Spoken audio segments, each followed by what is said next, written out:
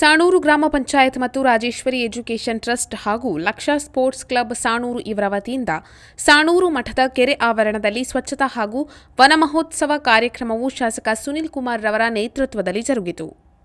Panchayat Rajeshwari foundation ಮತ್ತು lakh sports club ಮತ್ತು ಈ ಭಾಗದ ಪಂಚಾಯತ್ ಸದಸ್ಯರ ಮುತುವರ್ಜಿಯಿಂದ ಬಹಳಷ್ಟು ಜನ ಸೇರಿದ್ದಾರೆ. ಇವರೆಲ್ಲರ ಪರವಾಗಿ ಶ್ರೀ ಸುನಿಲ್ ಕುಮಾರ್ ಅವರಿಗೆ ಹೃತ್ಪೂರ್ವಕವಾದಂತಹ ಸ್ವಾಗತವನ್ನು ಬಯಸ್ತಾ ಇದ್ದಾರೆ.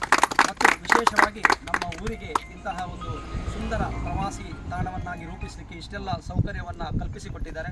ಅವರಿಗೂ ಕೂಡ ನಮ್ಮ ಸಾಣೂರು ಗ್ರಾಮಸ್ಥರ ಪರವಾಗಿ ಹೃತ್ಪೂರ್ವಕವಾದಂತಹ ಅಭಿನಂದನೆ ಮತ್ತು ಧನ್ಯವಾದವನ್ನು ಸಲ್ಲಿಸ್ತಾ ಇದ್ದೇವೆ. ಅವರ ಕಲ್ಪನೆ ಇನ್ನೂ ಇತ್ತು, ಇಲ್ಲೊಂದು ಕ್ರೀಡಾಂಗಣ ಆಗಬೇಕು ಅಂತೇಳಿ. ನಮ್ಮ ಸರ್ಕಾರ ಇರುವುದರಿಂದ ಸ್ವಲ್ಪ ಹಿನ್ನಡೆ ಆಗಿದೆ. ಇಂದಿನ ದಿನಗಳಲ್ಲಿ 4ನೇ ತಾರೀಕು ನಂತರ ಪುನಃ ಸಂಕ್ರಮಣ ಕಾಲ ಬರ್ಬೋದು ನಮಗೆ.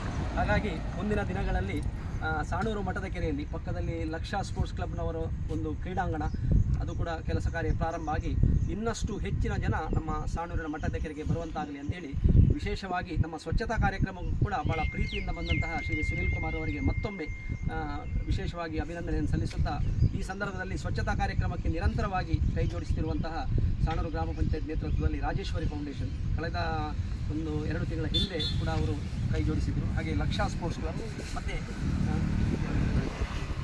ಪ್ರವೀಣ್ ಕೋಟ್ಯಾನ್ ನೇತೃತ್ವದ ಲಕ್ಷ ಸ್ಪೋರ್ಟ್ಸ್ ಕ್ಲಬ್ ಮತ್ತು ಈ ಭಾಗದ ಪಂಚಾಯತ್ ಸದಸ್ಯರ ವಿಶೇಷ ಪರಿಶ್ರಮದಿಂದ ಇಲ್ಲಿ ನಿತ್ಯ ನಿರಂತರ ಸ್ವಚ್ಛತಾ ಕಾರ್ಯ ಆಗ್ತಾ ಇದೆ.